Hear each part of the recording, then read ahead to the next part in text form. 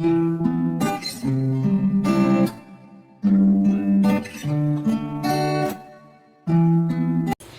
सिगा लेरे टमाटर शिमला मिर्च अदो टमाटर का शिमला मिर्च का nga थोंगदोइनेबा दो सिदा लेरे जेनम सोनबास तौबगी अदो सिदा खांग थांगतलेबको जोत की खांग फजबसे जोत की खांगना थोंगागा हावबा हेनबनिना हुजिक जोत की खांग सिगा थोंगदोरबनी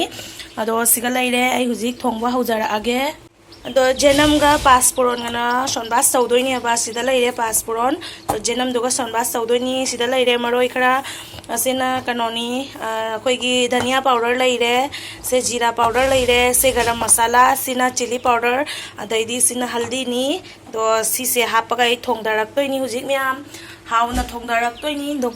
म्याम से खांग हुजिक सारे सोनबास तौगिगे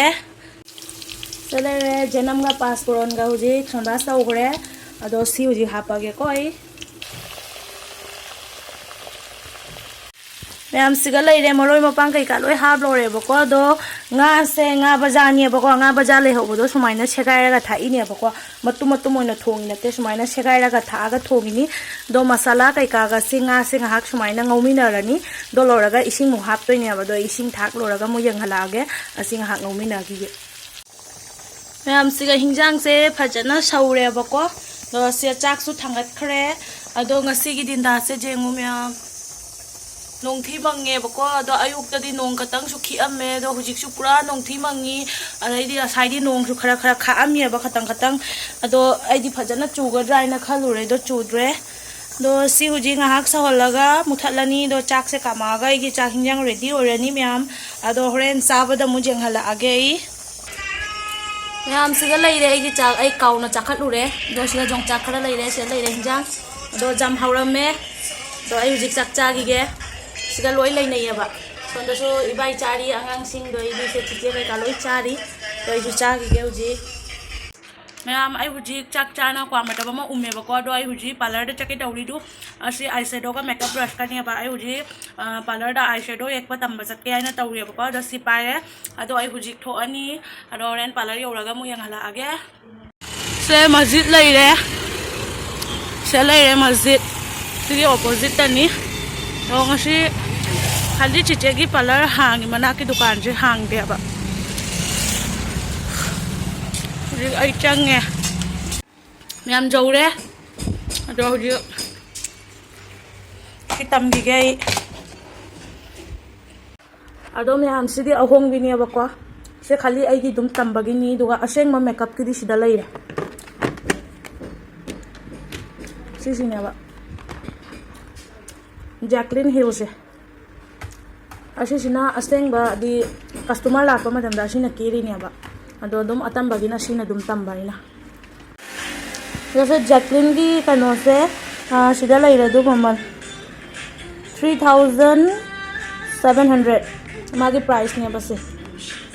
मैम सिगा लेरे आइना आईलाइनर जेक तंबा लाई हाइदो दो सिसिनाने कलर मिक्स तौबनेबा दो सिसिनाने कलर मिक्स तौदबिदा एक की कलर नेबा दो सिदी आईलाइनर जे सोनगी दी जेक ट्री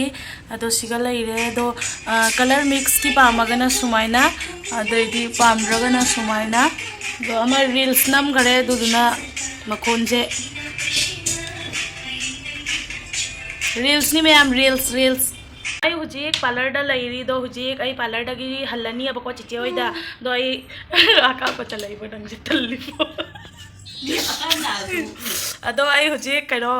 आई शेडो एक प तंबल लाकदो तंबल लोरेबो को हाइतेबा आइसे अदो हाइट्रासु अदुम ngasi गी लोइसल्ले अदो आई हुजिक सिदा दुम हाइपेता केरेबको अदो आई हुजिक टाउन दा चत्तोनी टाउन दा शॉपिंग खरा तौगदबा लैयबा की पोचै अदो हुजिक चिचे चलगा ड्रेस तौरगा दुम डायरेक्ट चत्पै दमक सिगै दुम मेकअप से तौरेबको दो आई हुजिक चलगे दो आदा यौरगा मु यंगहलागे कई कई लै खोत पाइदो यंगहलागे को मैम दो वीडियो से लोइबो यंगमिनसी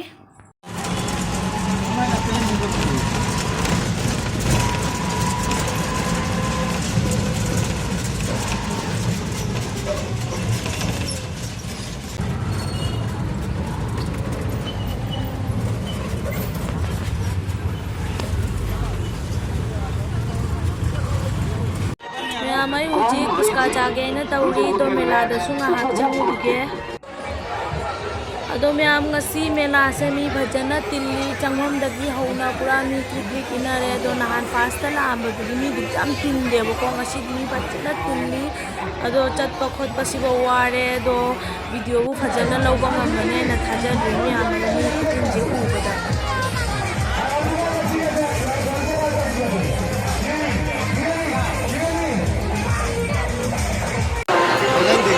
मैं मुझे मेला दगी थोनी अब को टाउन द पोचै लैबगी अदो कनो कशुम लैद्रे मेला दगी तो होरेन टाउन द शॉपिंग गी तो चलगा मुझे हलागे मैम जेमिनसी वीडियो से अदो मैम मेला मफम दगी थोकलिएबको अदो से कनो खोगी करिबा दु सोंदा कैपिटल रोंदो ना हाइगलेबा खोंग ना दुम हाइगले हाइदि मेला गी मी याम तिन मनिना ने गाड़ी दुसु वन वे तो ओइहल्लेबा हनबगी दि पीदो लाकपगी बुदि पीदेबा दो हनबा अखोइदि उजि हल्लिना को दो गाड़ी बुदि फंगदोइनेबा दो गाड़ी जाम ओइने आइनाने दुम खोंग ना तप तपना दुम काखल्लेबा नकनारेदना मेला दगी कैपिटल दि दो अखोइ दुम मेट्रो कैका लैबा जगह दो अनो अनोबा मॉल्सो हांगे दुगा इम्पोरियल हांगे दुगाइदी ओ स्मार्ट हाइब्रा ओ मार्ट हाइब्रा करीनोमसो हांगमनी दे फैशन आइनसो मा हांगमनेबा दुदुना दोन द चलगा दुम येंगुरगे आइना थोगा लाए दो खोंगना दुम चले म्यामै मैम हुजिक पोचै लैबै दमक्ता पैसा लौथोके ना एटीएम दा चंगेबको अदो हुजिक सिदै पैसा लौथोअनी दुगै हुजिक पोचै लैउदोरबनी मैक्स अदोइदी सिना फैशन सिटी लेरे आदै सिना ओ मार्ट अदोइदी इम्पोरियल मॉल लेहौरे सि थादोगा मेट्रो बाजार भंगदोइनेबा मैम आई हुजी फैशन दा ओइना लाएबको अदो सि खंगाव से मा लौरे अदो हुजी शर्ट अंखक थीगिगे से फैशन नि मैम शर्ट अंखक थीगिगे को सि खंगाव से दि लौरे जी शर्ट से फंगागा मुझे ngala आगे मैम सिगा चा हिंजांग लैरे सेंगा थोंबा लैरे हवाईगा बजा अदोइसी चटनी नेबा जुम चलगा चाक थोंबदो तन्ना इसे दुम चारे दो इसिंग दि सिसे ओइना लौरेबको अदो सि चाबा हौरगे तो होरेन जुम जौरगा कई कई पोचै लैरे हाइदो फजना जेंगहलागे मैम सि चाबा हौरगे मैम जुम जौरे से कनो कटा निमकी पोरेबको अदैदी चाउमीन से आइना हाफ प्लेट तंग पोरे कईगिनो आइदा हुजी आइदा लाइसे दो मैम पुंग 9:30 हेलेबको अदो बाबू ओइ लोइ चाक चारमे दो चाक चारे आइबनिना फुल प्लेट तो लौरगा मुक बेकारदा मांगने ने हाफ प्लेट तंग पोरेबको अदो सिना अचापोट की ओइरे अदैदी अतै पोचै से असी बैग से सोइ पोरैनेबको हुजिकता मेलादगी अदैदी असी बैग से हमसु पोरै अदैदी से आइगी हाफे नमा पोरे हुजिकती ओलांधा चंगबनिना से हाफे नमा पोरे अदैदी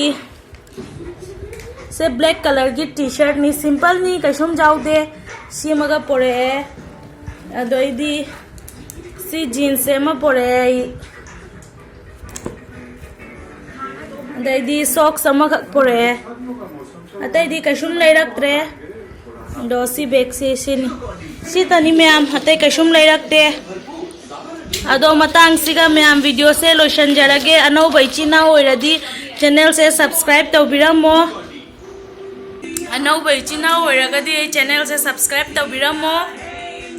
वीडियो सु लाइक तौबिउ सपोर्ट तौबिउ दो नेक्स्ट ब्लॉग ता मुक थेंगनारसी ma'am ngasi gi oina swai sida lotion जरगे बाय बाय मैम।